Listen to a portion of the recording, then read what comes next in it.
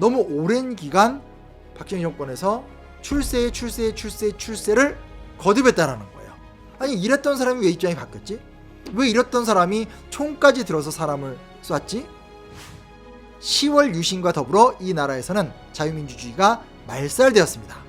유신 체제는 선거를 한 게 아니라 어느 날 갑자기 뜯어고쳐요. 6.25 전야와 같다는 적극적 캠페인을 쭉 해나가면서 대학에다가 군인들도 파견하고 비상 상황을 통과할 수 있는 법적 권한들도 막 만들어 나오고 하면서 이미 71년 중반부터 국내외적 위기 상황을 본인의 영구 집권을 위한 분위기로 바꿔갔다라는 거예요. 그러다가 72년 10월 17일 19시를 기해서 셀프 쿠데타, 법적 근거가 없는 회의와 현재도 그 누구도 자기가 만들지 않았대요. 이게 진짜 웃겨요. 왜냐면 헌법을 누가 만들었는지 위원들을 다 알아야 되는데 누구도 자기들이 안 했대. 근데 유신헌법이 등장해서 통과가 된 거예요. 근데 이 법이 골 때리는 게 뭐냐면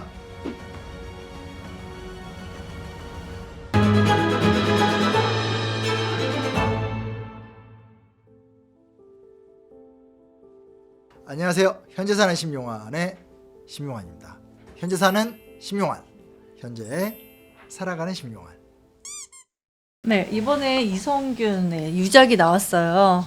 행복의 나라. 11.6 사태를 다룬 작품인데 그날 밤 몇 번이고 물어보고 싶었어.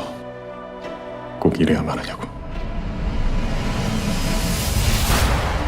최근에 그 근현대사 작품들이 지금 많이 나오고 있는 것 같거든요. 꾸준히 나오죠. 서울의 봄이 워낙 컸고 깊이 할 얘기는 아니더라도 꼭 드리고 싶은 말씀은 고 이성균 씨의 이제 죽음을 둘러싼 굉장한 사회적 쟁점들이 있었잖아요. 그래서 워낙 우리 사회가 최근에 이슈가 이슈를 덮고 이슈가 이슈를 덮는데 그러지 않았으면 좋겠습니다. 한 사람의 죽음과 관련된 너무나 가슴 아팠던 우리 사회의 약점들, 또 그것을 위해서 노력하시는 분들이 많기 때문에 좀 그 부분은 말씀드리고 이야기를 했으면 좋겠습니다.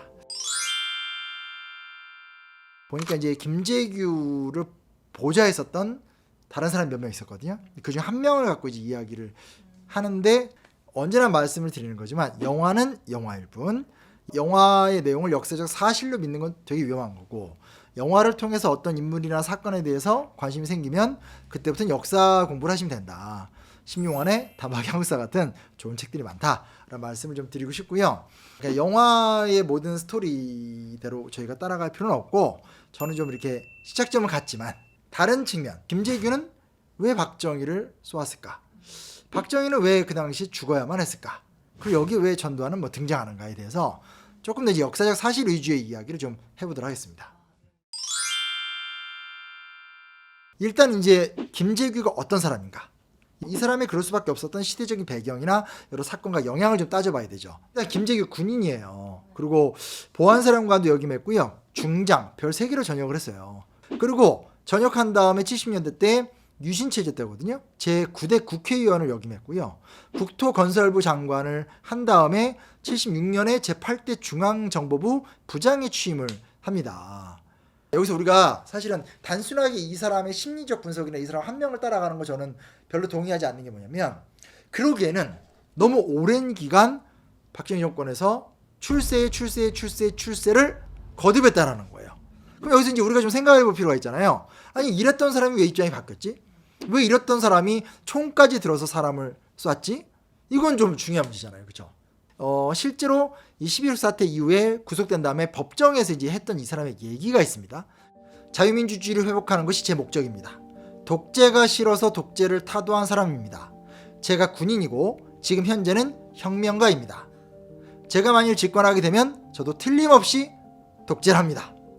독재를 싫다고 혁명한 사람이 다시 독재할 요인을 만들 턱이 없습니다. 또 제가 해야 될 일은 혁명을 해서 성공을 하게 되면 새로운 민주정권이 서게 됐을 때 민주정권을 옹호해야 될 책임이 제게 있습니다.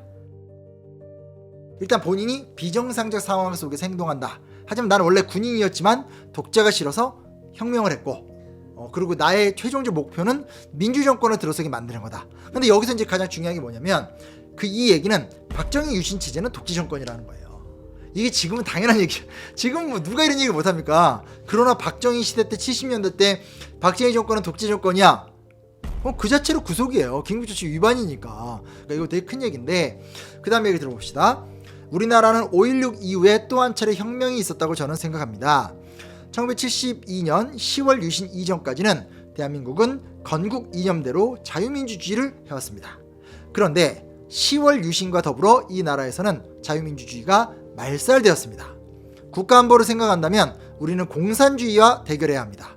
그러기 위해서는 더 철저한 민주주의를 해야 합니다.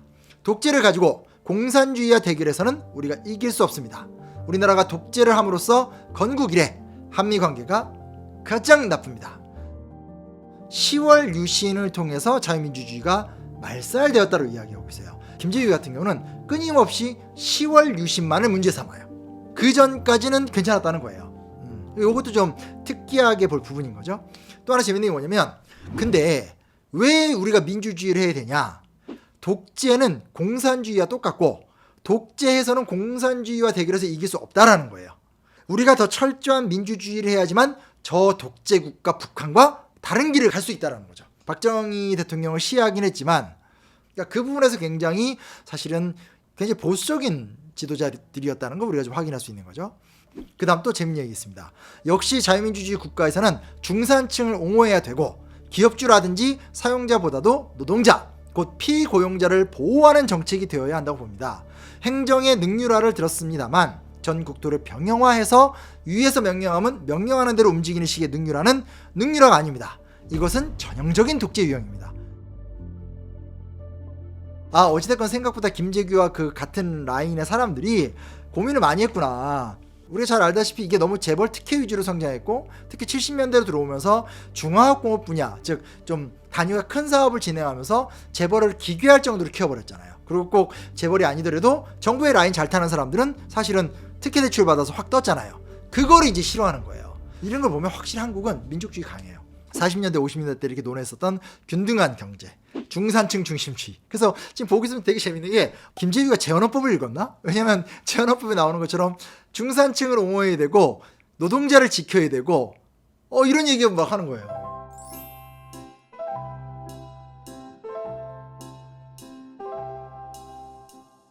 왜 김재규가 박정희를 죽였느냐에 있어서 중화공업의 폐해, 즉 당시의 경제 성장은 아주 심각한 사회적 위기를 초래하고 있다. 근데 생각보다 70년대를 살았던 사람들은 이 중화공업 정책이라는 거, 70년대 유신 체제의 무리한 행정 독재가 얼마큼 나라 경제를 위태위태하게 만들었는가에 대해서 본능적인 두려움을 갖고 있었던 것 같아요. 그리고 그거를 김재규 같은 기득권조차도 반발하고 있었다는 거죠. 좀 재밌는 부분이죠.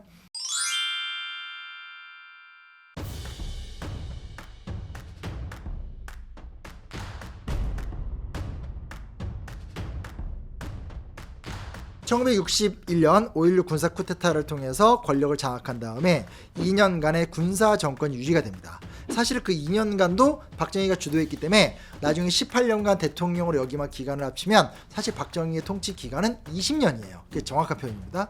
그러고 나서 그 헌법을 새로 만들어요. 대통령 중심제로 바꾼 다음에 대통령 이제 선거를 2차례 합니다. 그러니까 선거에서 2번 다 이겨요. 문제 뭐냐? 60년대 후반에 드디어 두 인물이 나옵니다. 김영삼과 김대중, 김대중과 김영삼.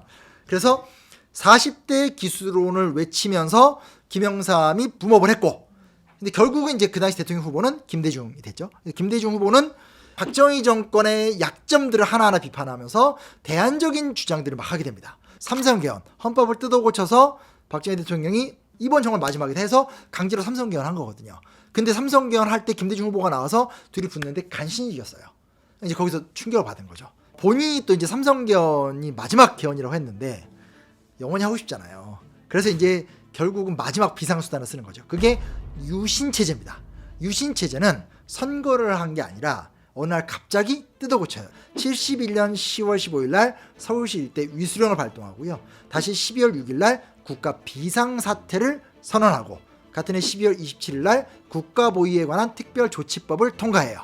이게 뭐냐면 71년이 베트남전에서 베트남이 패망해 가던 기간이고, 베트남전을 지원한다고 북한이 이 휴전선이나 이런 데서 무장공비나 테러 같은 걸 많이 하던 때예요. 그러니까 분위기가 좋지 않죠. 6.25 전야와 같다는 적극적 캠페인을 쭉 해나가면서 대학에다가 군인들도 파견하고, 그리고 어떤 비상 상황을 통과할 수 있는 법적 권한들도 막 만들어 나오고 하면서 이미 71년 중반부터 국내외적 위기 상황을 본인의 영구 집권을 위한 분위기로 바꿔갔다라는 거예요. 그러다가 72년 10월 17일 19시를 기해서 셀프 쿠데타, 오토코이라고 하죠. 지금 이 시간부로 기존의 헌법을 정지시키고 기존의 국회를 해산시키게 되는 거예요. 그리고 갑자기 어떤 법률적 근거가 없는 비상국무회의를 만드는 거예요. 이상하죠? 그래서 1972년 10월 23일 날 그 근거 없이 만들어진 비상국무회의에서 비상국무회의법을 통과시켜요. 황당하죠? 법이 있고 회의가 만들어져야 되는데 회의가 법을 만들어요. 그리고 그 다음에 다시 3일이 지난 26일 날 비상국무회의 2차 회의에서 누가 만들었는지 지금도 모르고 있는 유신헌법 개헌안의 축조 심의를 시작합니다. 헌법을 만드는 거예요. 다시 그 다음날 10월 27일 날 비상국무회의에서 헌법 개정안 의결 및 공고를 하는데 이게 유신헌법이에요. 그러니까 여기서 중요한 게 뭐냐면 박정희 대통령은 정말 나쁜 거죠. 본인이 비상상황을 조사해 권력을 잡는 스타일인 거예요. 법적 근거가 없는 회의와 현재도 그 누구도 자기가 만들지 않았대요. 이게 진짜 웃겨요. 왜냐면 헌법을 누가 만들었는지 위원들을 다 알아야 되는데 누구도 자기들이 안 했대. 근데 유신헌법이 등장해서 통과가 된 거예요. 근데 이 법이 골 때리는 게 뭐냐면 대통령 특별선언에 무슨 내용이 나오냐면 만일 국민 여러분이 헌법 개정안에 찬성치 않는다면 나는 이것을 남북대화를 원치 않는다는 국민의 의사표시로 받아들이고 조국 통일에 대한 새로운 방안을 모색할 것임을 아울러 밝혀두는 바입니다. 그러니까 뭐냐면 이거는 정말 협박이죠. 이게 지금 왜 만들어진지 어디서 만들어진지 아무도 모르는 게 갑자기 나왔는데 어찌됐건 이 민주 절차를 최소한 지켜야 되니까 국민투표를 붙이는데 국민투표 붙여서 찬성 안 하면 니들은 남북대화도 원하지 않는 거고 조국 통일 원하는 것도 아니야? 이렇게 밀어붙여서 통과가 된 게 유신체제인 거예요. 일단 통일주체 국민회의라는 별도의 대의원들이 있어요. 요 한 5,000명 정도 됩니다. 다 박정희 대통령을 지지하는 사람들이고 박정희가 허락한 사람들이 구성원이 돼요. 여기서 사실상 단일 후보인 박정희 후보를 올리고 투표를 하는 거예요. 무기명으로. 웃긴 게 보면 몇 명은 또 이렇게 무효한다? 100%는 김일성 수령 동지가 되니까 우린 민주국가잖아. 그러니까 이제 이게 웃긴 거죠. 그리고 국회가 있으면 국회의 3분의 1은 유신정우회라고 그래서 또 박정희 팬클럽이 3분의 1은 무조건 해요. 그리고 중선거구제를 하는 거예요. 중선거구제는 선거구당 다수 득표 1등, 2등을 다 이렇게 국회의원 만들어주거든요. 그래 버리면 3분의 1은 박정희빠 유신정우회 사람들을 채웠어요. 나머지 3분의 1을 갖고 선거를 하는데 중선거구제니까 정부 여당이 최소한 절반은 딸 거 아니에요. 그러니까 3분의 2는 언제나 여당 의원들. 왜 3분의 2가 중요하냐? 또 헌법을 여차하면 바꾸게 할 수도 있고. 대통령 임기는 6년이었고요. 6년 무제한 중임제 계속 바꿀 수 있어요. 국회를 또 해산도 할 수 있어요.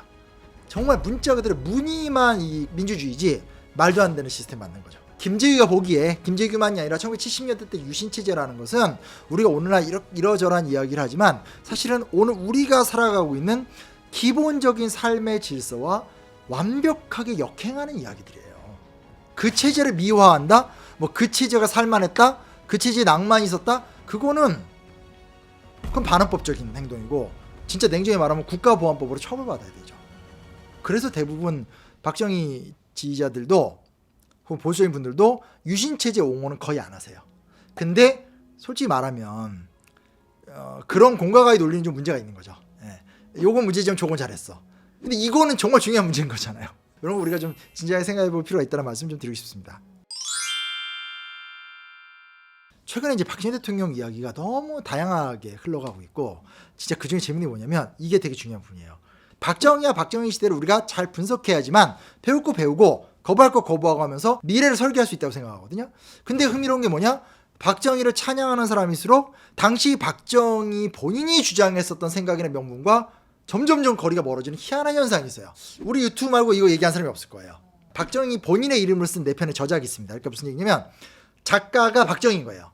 1962년에 쓴 우리 민족의 나아갈 길, 63년에 쓴 국가와 혁명과 나, 그리고 1971년에 쓴 민족의 저력, 그리고 1978년에 쓴 민족 중흥의 길, 4권의 책이 있습니다. 박정희 본인의 이름으로 출간이 됐습니다. 당연히 박정희 대통령 본인이 직접 쓰진 않았어요. 누가 여기 참여해서 썼는지에 대해서 조금 논란은 있지만, 근데 중요한 건 뭐냐? 박정희 본인이 이걸 책임지고 자기 이름을 냈던 거죠. 그러니까 박정희와 함께 소위 말하는 군사정권 시대를 이끌어갔던 리더들이 갖고 있는 기본적인 생각들이다라고 우리가 좀 볼 수 있는 거예요. 일단 첫 번째, 이 우리 민족이 나갈 길에 나온 이야기인데, 이승만과 자유당 독재 12년 동안 기반 산업의 토대인 전력 하나 해결치 못한 사치적인 소비 경제로 농촌을 피폐하고 그 농민의 피와 살을 깎아 도시만이 비정상적으로 비대화하여 부패와 부정이 극에 달했다. 근데 4.19도 자유당과의 0.5당이라고 할 정도로 해방 귀족의 도당에 불과한 민주당 집정 9개월의 실정을 거듭하고 마침내 5.16 군사혁명을 유발하고 말았다. 박정희 이야기하는 게 뭐냐면, 내가 왜 나왔냐, 내가 군인으로서 왜 군사혁명을 일으킬 수밖에 없었냐, 4.19 혁명을 개선하기 위해서라는 거예요. 왜? 그 전에 이승만 정권 12년 동안 기본적인 산업 하나 만들어 놓지 못하고 소비 경제는 엉망이고 도농 간의 격차는 상상을 초월하고, 이래서 당연히 이 썩어 빠진 정권, 부정과 부패가 극에 달한 정권 때문에 국민들이 4.19 혁명을 일으켰다는 거예요.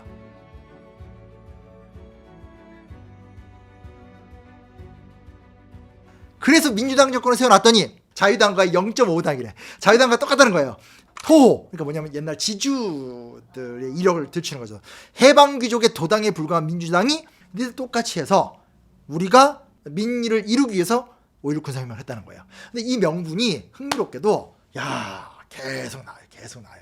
마지막 저서까지 이 얘기는 계속 나와요. 이게 지금 오늘날 우리 사회에서 뉴라이트가 이야기하는 박정희 미화론과 전혀 다른 거예요. 그러니까 지금 우리가 그렇게 얘기하잖아요. 시민지 근대화론, 이승만 건국, 그리고 박정희 부국 이렇게 이야기하는데, 정말 재밌는 게 박정희 본인은 본인의 정당성을 4.19에서 찾지 이승만 정권에서 찾질 않아요. 완전히 이승만 정권을 굉장히 비판적으로 보는 거죠. 좀 신기하죠, 그렇죠? 그 다음이 대박이에요. 민족사회의 재건이라는 챕터가 나와요. 그러니까 말 그대로 민족사회의 재건, 우리 사회를 살려야 된다. 근데 목차가 깹니다. 한번 읽어드릴게요. 1번 사회 정의의 실현, 2번 이게 중요합니다.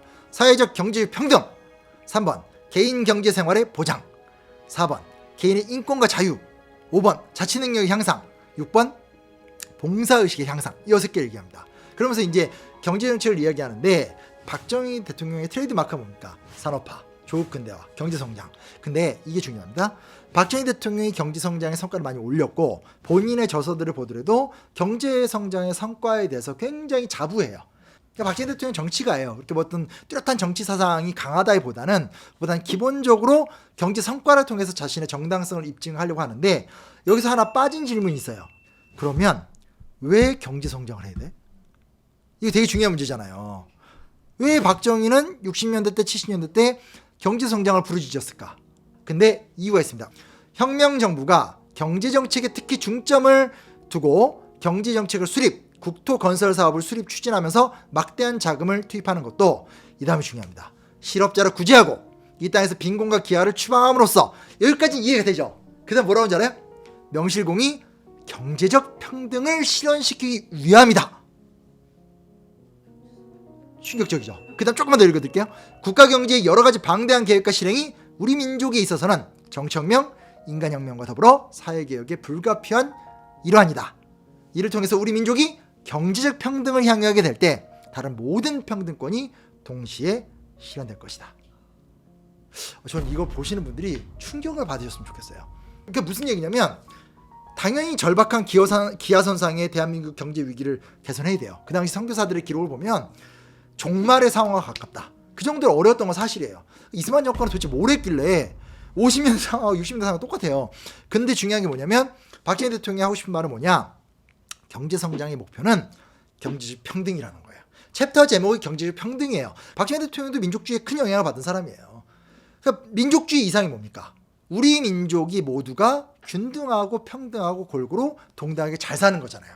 그러니까 박정희 대통령의 원래 목적은 뭐였냐면, 경제적 평등을 위해서 산업화 정책을 펼치는 거고, 산업화 정책을 통해서 부강해지면 경제적 평등권 플러스 다양한 사회적 평등권도 다 우리께 될 것이다라는 발전 전략을 명문으로 만든 거예요. 근데 지금 솔직히 우리가 어떻습니까? 그냥 잘 먹고 잘 사는 거잖아요. 양극화가 심해도 부의 재분배가 안 돼도 잘 먹고 잘 살면 그게 박정희 대통령의 업적이다라고 얘기하고, 또 정작 박정희와 박정희 시대가 만들어간 담론이잖아요. 이 담론이 어떤 맥락 속에서 만들어졌는지. 근데 이 담론을 보면 사실은 김재규의 주장도 이해가 되지 않아요? 분명히 당신은 옛날에 군사혁명 할 때 경제적 평등을 바탕으로 해서 모든 평등권을 이뤄내는 제대로 된 국가 만든다고 했는데, 지금 당신이 만든 건 우리가 목표로 했었던 자유민주주의를 말살하는 거 아니야. 그래서 이런 얘기가 되는 거예요. 그리고 나중에 보면 전두환 본인이 정말 자랑스럽게 얘기했던 게 두 개예요. 하나가 유신 장기 독재를 내가 끊었다. 그리고 두 번째 뭐냐? 내가 딴 거 못했어도 경제 성장시켰다. 이게 왜 나오냐는 거예요. 박정희의 명분, 또 박정희를 지지했었던 그들의 명분에 놀랍게도 경제적 평등이 있었다는 거. 평등권이 사회 정의의 실현이다라고 얘기한다는 거. 되게 신기하죠. 그리고 그런 관점으로 본다면 김재규가 왜, 또 김재규와 함께 했었던 그 군인들이 왜 이런 사고를 했는지 재밌지 않습니까?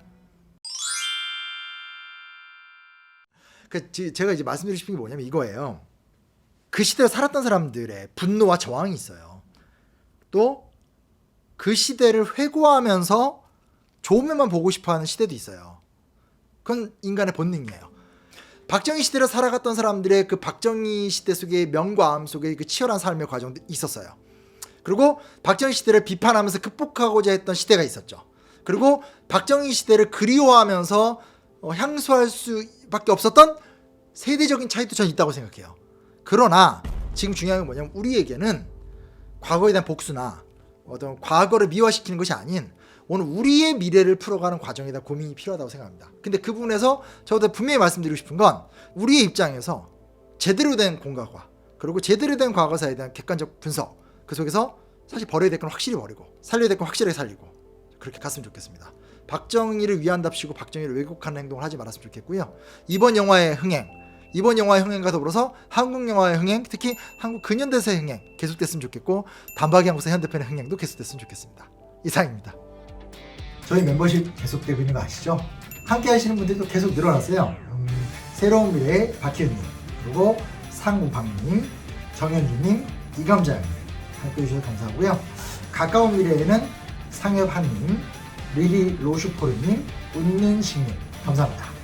지속가능한 미래에는 땡땡님, 가입했는데 내 이름을 세상에 알리지 말라, 이런 분들 환영합니다. 가입을 하되 나는 안 올려줬으면 좋겠습니다 라고 하면 제가 숨겨드리도록 하겠습니다.